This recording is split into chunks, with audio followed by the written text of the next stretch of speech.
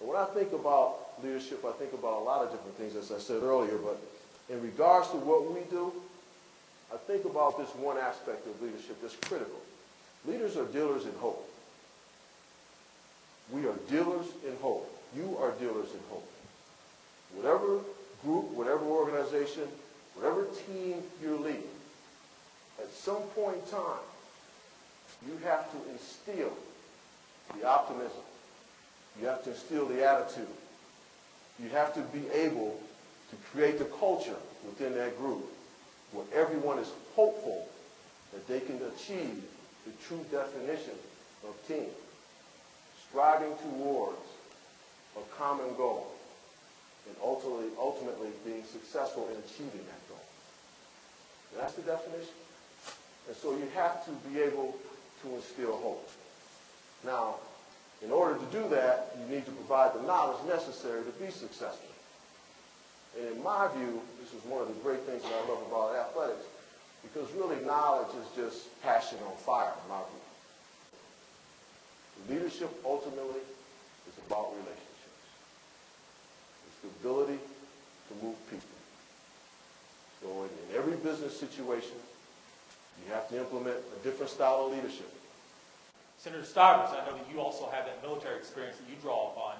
What are some of the attributes you think that make a great leader? Well, I like to tell people there's, 3 P's to success, and those are preparation, position, and the third piece for party, but it really stands for relationships.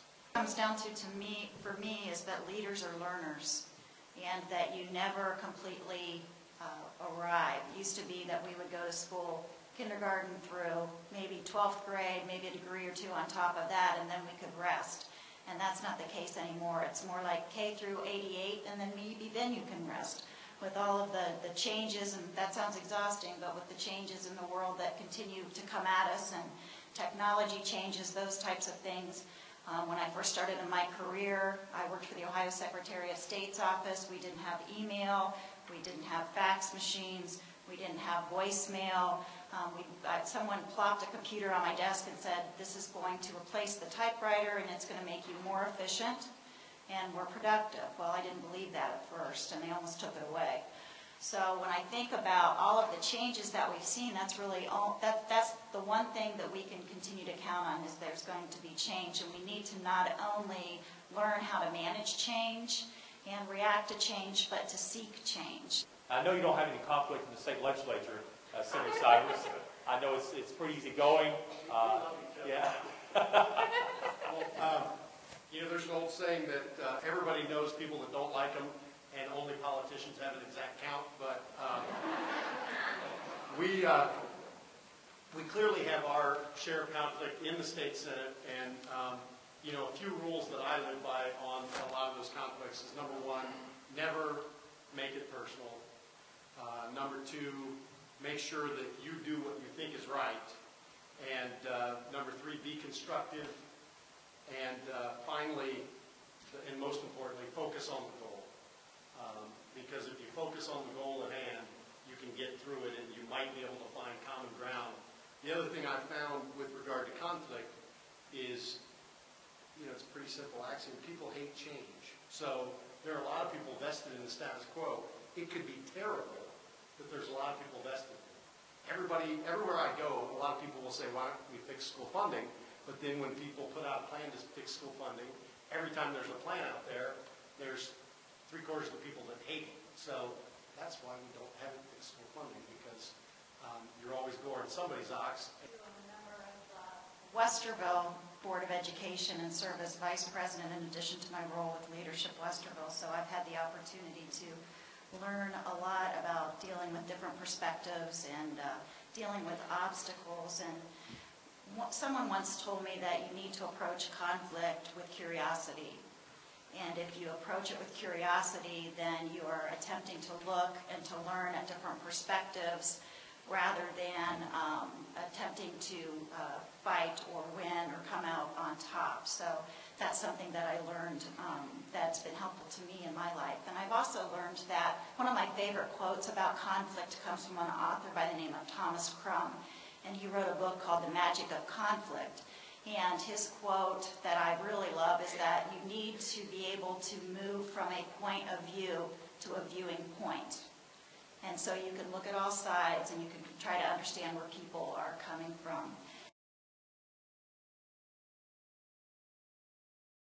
Depends if you lead from your heart or your head in the beginning. So if you can clarify the emotional side of it and try to think sensibly, I think what I've always learned is to take the high road. You might go home and have your frustrations with the people in your inner circle, but if you can take the high road with those around you, I think that always comes back twofold because you are trying to see both sides of the situation and make the best of it. And it, might come to pass where things come back your way, and if not, you've learned a great lesson. But I think it's just always keeping that perspective and not holding a grudge or having a chip on your shoulder about the situation.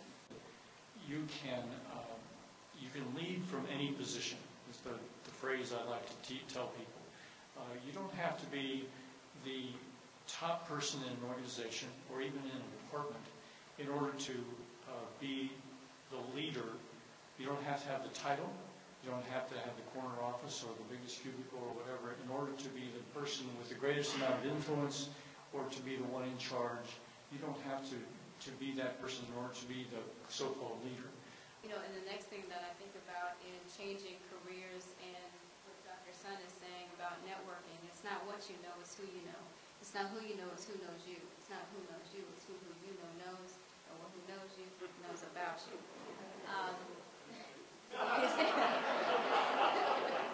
Do you want me to say that again? You really do? Okay, you ready? All right, let me ask you to repeat it. It's not on the test, but I think life is the test. But I'll have you repeat it after me, if you will. It's not what you know, it's who you know. It's not who you know, it's who knows you. It's not who knows you, it's who you know knows.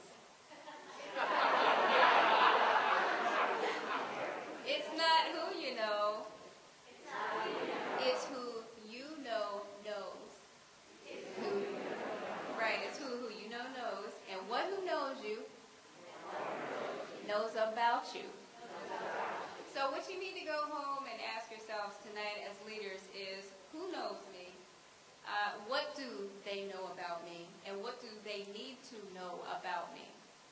And the flip side of that I think Dr. Sun does an amazing job at, Dr. Adi does a great job at, Tom does a great job at it, Christy does a great job at it, Carrie does a great job at it. It's really about when you meet a person, it's about remembering that they're wearing this proverbial sticker on their head that says, make me feel important. I think we see leadership as an abnormal state, and leadership is a normal state. You want to see leadership, anybody wants to see leadership, I will invite you because my daughter probably would panic. My daughter runs Children's First Child Care Center in the Rice Center. And go look at 4- and 5-year-olds. They are leaders. The problem that we all have in life is we take it out of ourselves and we puff it up in ourselves. I'll go back to when you said great leader. I think anybody that ever says they're a leader is wrong. It's an ego thing. Just like I wish no one would ever call me doctor. I think that's a silly thing. Somebody's going to have a heart attack someday, and they're going to look to me, and I'm going to give them a leadership lecture. So I just wish no one ever used that term. It scares the hell out of me. I could never register in a hotel with that. It would drive me crazy. But it's not something you self-declare. It's something that others should say about you. And if you dare say it about yourself, I sense that you're not one. Because I sense that you have to say it when you should be letting others say it.